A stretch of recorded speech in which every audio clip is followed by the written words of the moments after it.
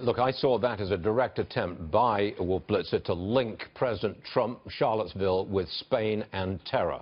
I don't think that link is legit. Let's bring in Rabbi Marvin Hier with the Simon Wiesenthal Center. Rabbi, you just heard that soundbite. Your reaction to it, please. Well, I don't think you can compare a terrorist attack where people were murdered with the events in Charlottesville. But let me say at the same time, I'm a big critic of what happened in Charlottesville. I don't think the president handled it correctly.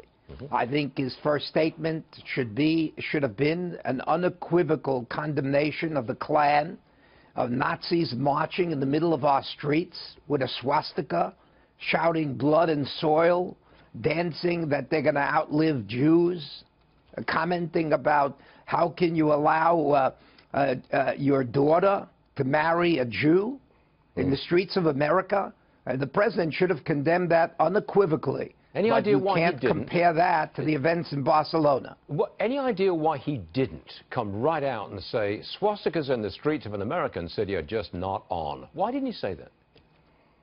I have no idea. I really can't understand that, and nor can I understand in his first remarks, he talked about the economy.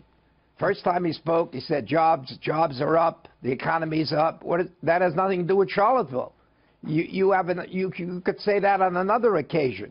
You could be very short and brief, and you could say the United States of America will never tolerate the Klan, neo-Nazis, because they want a United States of America without Jews, without African Americans, and without Latinos. And that's all he should have said. In light of this, I know you were an original supporter of the president. You were there at the inauguration. Are you still a supporter of President Trump?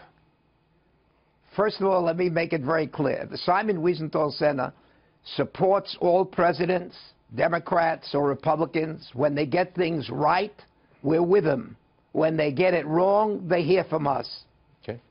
I want to ask you about Europe.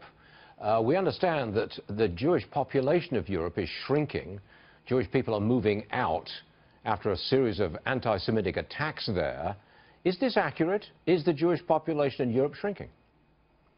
It is absolutely accurate, and the European leaders are very concerned about this. And the reason is they've bungled the whole issue. They have not had the proper security, and they're not the Muslim community there needs to be brought in together with the Jewish community. They've not made any progress on that. When I met with the president of France, the previous president, in the Elysee Palace, I asked him directly, how many of the imams are cooperating and have joined groups together with Jewish rabbis in a joint coalition? And he said only a very few. That's a big mistake. If Europe is going to be safe, those two communities must get together. And may I tell you something? The Simon Wiesenthal Center is working very closely with the head of an Arab country that will soon be identified for a major event to confront this very issue. It has to be Jews and Muslims together. If we don't do it that way, Europe will be a catastrophe, and in the United States, it will come across the Atlantic to our own shores. We're going to have to work for a coalition of the good. And one other comment, if I may. Most people don't know this. The United Nations, I met with the Secretary General of the United Nations in July, and he confirmed this.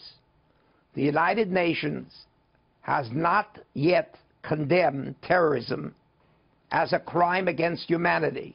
Right. They're tangled up with the issue of state terrorism, and whereas starvation, mass rape, warfare is considered a crime against humanity, terrorism has not yet been, the United Nations has not stated that terrorism is a crime against humanity. That is horrible.